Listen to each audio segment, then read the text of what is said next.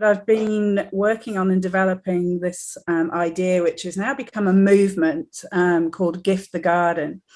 And the idea of Gift the Garden is bringing permaculture principles to the masses, if you like. So I live in St. Heliers in the Eastern Bays, and there's a lot of grass and plastic grass around here. So our clientele, our audience, are people who wouldn't ordinarily think about using permaculture principles. And what's driving it is the deep need to regenerate wildlife, nature, and can reconnect people back to food. So there's three key things involved, and we've called it lawn to lunch. So that's why mow a lawn and use pesticides when you can feed your family.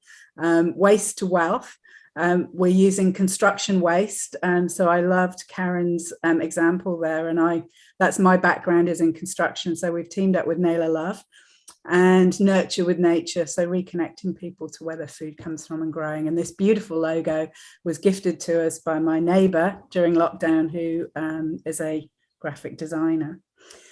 I'm sure most of you know Jeff Lawton, and I love this quote. I've written it on my drawing board, and it seems a bit trite, but actually that's what I truly believe. One of the things that people do better than nature, not many, is grow soil, because we can do it really quickly in compost bins. And so Gift the Garden is a big part of the KPI for that. The key performance indicator is, can we grow soil, which will sequester carbon and create more soil life.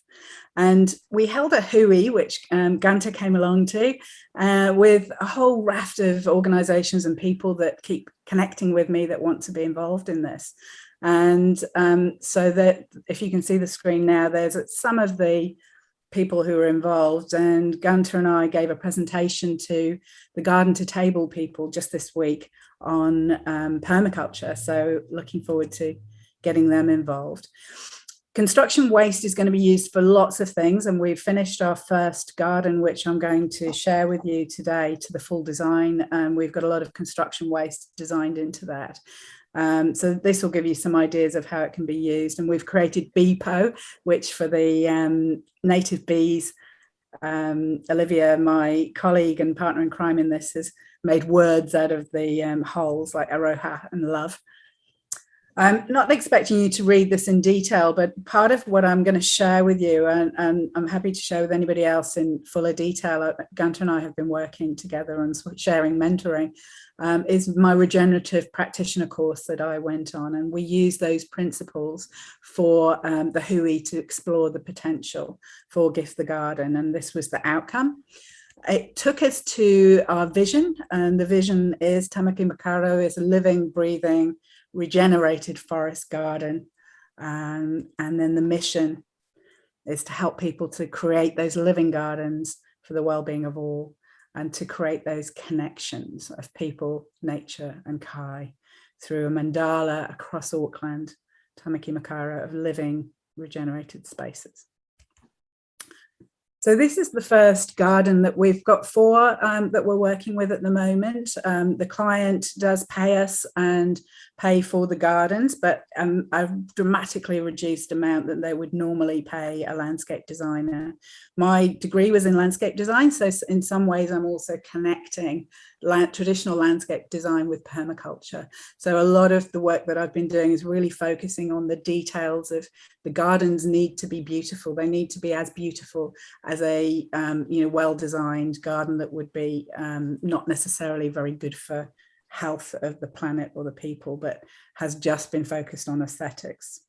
So this is for Ruth. Ruth is part of the hui as well. She's a training to be an ecotherapist. She's currently a leadership coach.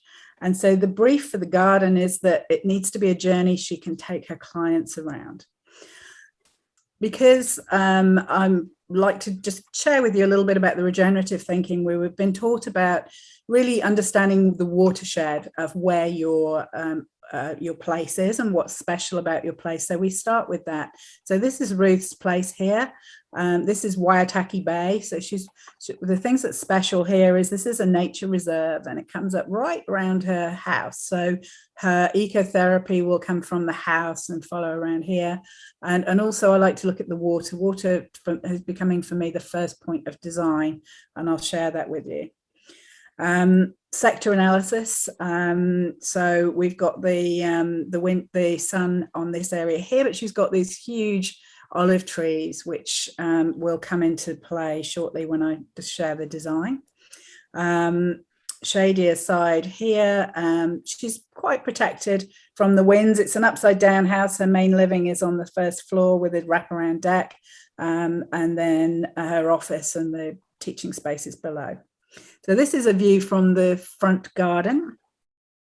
As you can see, it's pretty much all laid to grass. She's got some fruit trees, a fajera, there's a guava and some other good things kicking around. So here is the concept. We start with giving a client a questionnaire and we work through that with them. And then we go away and put together a concept. Now, I haven't shared, I took out some of the slides, but one of the slides that I've taken out shows the contours, and the contours are all running this way. So the land is sloping towards the north east. And so my concern was to capture the water as it hits with these designs here. So the north garden has changed a little bit through the discussion, and we'll come on and have a look at that. But this key feature here is a path on contour reusing river stones, Rebecca, from this side here, and creating a raised, it's actually going to be a salad shade spiral because it's a little bit shady here, but you'll see from the picture it really calls for something to be raised up in that space. And one of my inspirations is this beautiful idea, and I think all my designs are going to get these on contour wiggly journeys that capture the water and slow it down as it comes down the hill. So we have a more detailed design now. We've got this dry river bed path, and I've costed this up in terms of labour and materials, where the labour is mainly coming from volunteers with a expert teacher of how we build with dry stone walls with broken concrete. That's Gunter. And then volunteers. So calling for volunteers, I'll describe that at the end. Given her two options here, I like this option, which is much more wiggly. It's going to capture much more water. I think it's going to create an interesting journey to walk and pick. This is her picking bed. She's South African, so this front garden is really evoking the South African feel. Most of the food is around the other three sides of the garden. The planting plan has been put together by Olivia, who's going to be doing the course next year. Gunther and Trish, she's signed up for that.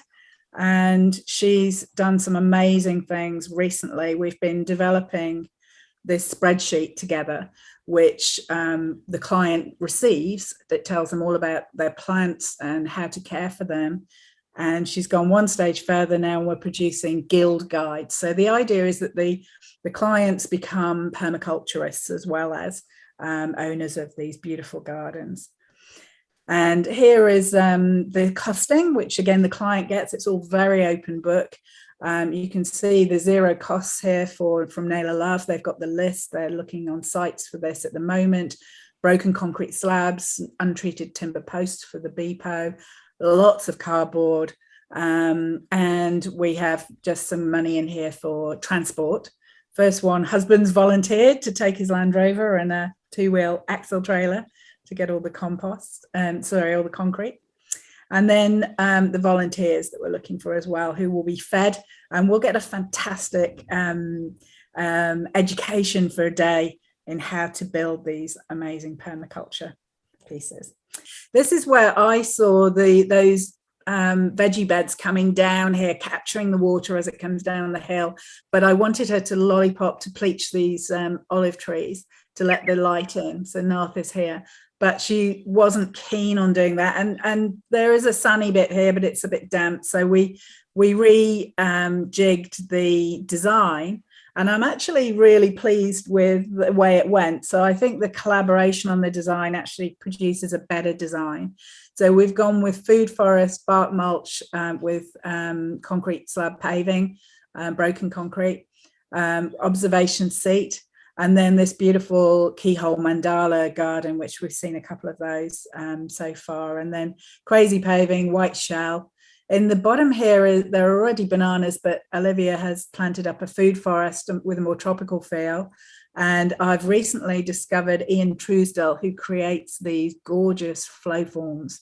And so I'm buying one for myself. If anyone wants his details, happy to provide them. So I think I'll probably draw it to a close. I'm just gonna, I won't go through all the rest of it. You've seen the detail earlier. I'm just going to finish with saying that we've set the first dates for our installation of the 21st and 22nd of October, which is a Thursday and a Friday. We've got 2 volunteers so far. We're looking for another 4 on either of those days. And it's going to be filmed. We're going to be creating a movie to promote Gift the Garden, and our vision is to keep rolling these out. So we're going to need more permaculture designers as well, because I'm not going to be able to design all these gardens if we get them going. Hundreds and hundreds of gardens blinking on all over Tamaki Makaurau, where insects can just fly in, create a home, and everyone has access to healthy food. Thank you.